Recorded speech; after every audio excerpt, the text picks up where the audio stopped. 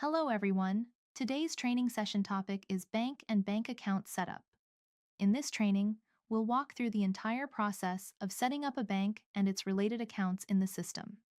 By the end of this session, you should have a clear understanding of how to create and manage bank accounts within Onfinity. Objectives of this training session.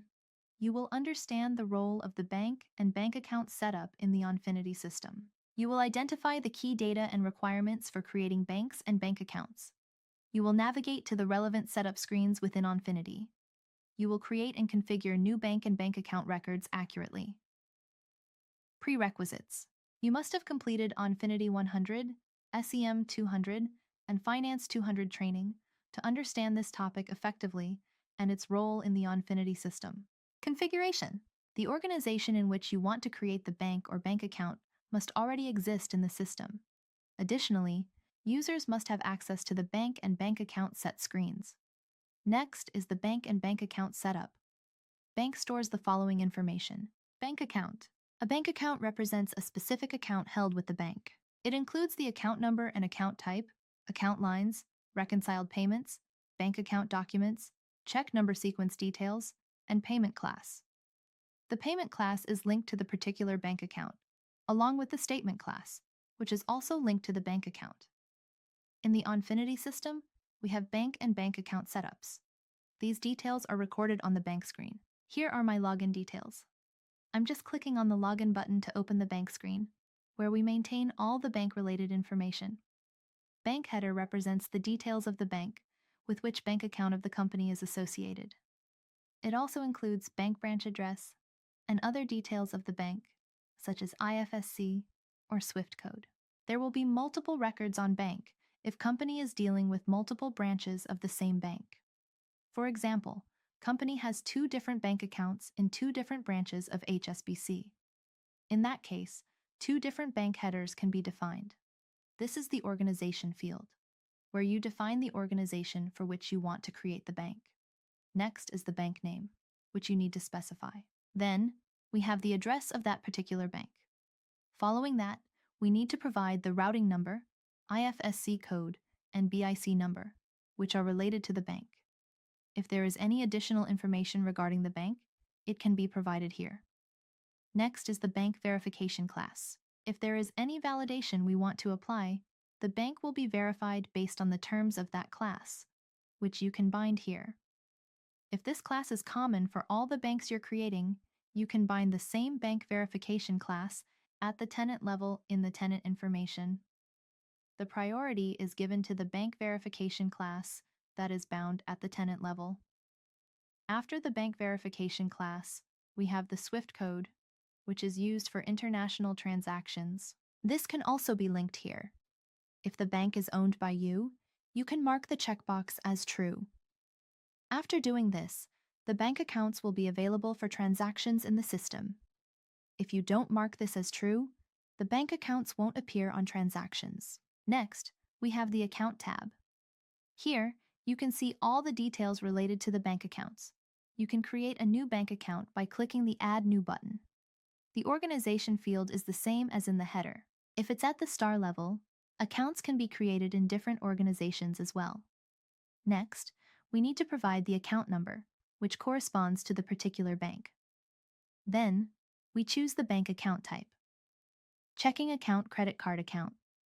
Letter of credit account, savings account. Then, we provide the currency of the bank and the credit limit for the bank. Next, we have the current balance, which is 0 here because no transactions have been made yet. If there's an opening balance, you can enter that amount here. The IBAN number is next, which is the International Bank Account number, especially useful if dealing with accounts in different countries. You can also enter the basic bank account number here. If there is any unmatched balance, i.e., a payment record that hasn't been reconciled yet, it will appear here. Any additional information related to this particular bank account can be entered here. Next, we have the check number out of control. This refers to controlling the sequence of checkbooks issued by the bank. You can manage that through Onfinity by entering the relevant information. Once this information is provided, the bank account can be created. After creating the account number, we have the account line, where the system tracks the transactions by date, such as the statement date and bank statements. The bank statement line's data will appear here, showing the details created for this particular account. In the account line, we have different fields, like account number, statement, date, statement, difference, ending, balance, active status. Here, all the reconciled lines will appear. Next, we have the bank account document. You can list any documents related to the account, such as a checkbook. You will need to provide the checkbook number, starting and ending numbers. If you have multiple checkbooks, you can set the priority for which checkbook should be used. The checkbook with the highest priority will be selected when generating check numbers. If there's a description for the checkbook, it can also be added. Next is the payment method, where you define the process you want to bind here. Here, you can set the batch line details for the checkbook. This defines how many lines you want to create within the batch for check payments. Next, you can set the check printing settings. If check printing is enabled, you can bind the process and configure the settings here. After entering all the details, you need to click the Save button to save the information. Now your document has been updated. Next is the payment processor. This is used for UPI payments. Following that, we have the statement loader, which loads the bank statement. Next, we have the payment class. We are currently on this tab. The payment class is attached to a particular payment method. If you want to attach the same payment class to other payment methods, you can define that here. So, what is the payment class? We have another screen for the payment class. Here, we create the payment class record. The payment class defines a class written in the code, and then we provide the customer's payment class. The information is entered, and we link that payment class to the particular payment method and bank account after saving. What the system does is generate files when we use this for payment batch schedules. Once the batches are completed, if the user wants to generate the payment file, the system will use the class linked to the payment method and bank account to generate the payment file. This file is a CSV file containing all the columns defined in the payment class. After the payment class, we have the statement class. In the statement class, we link the bank account to a particular statement class. We have another screen where we define this class.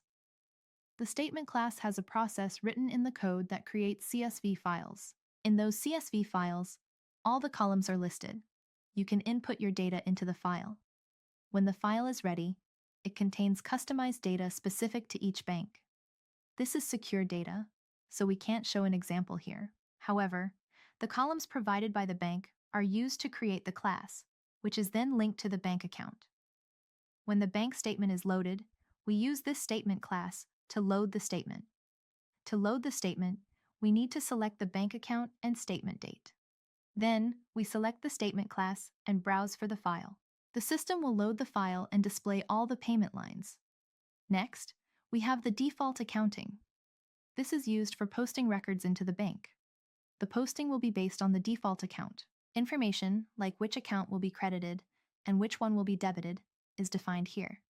This is how the bank and bank account setup is done in the Onfinity system. Thank you.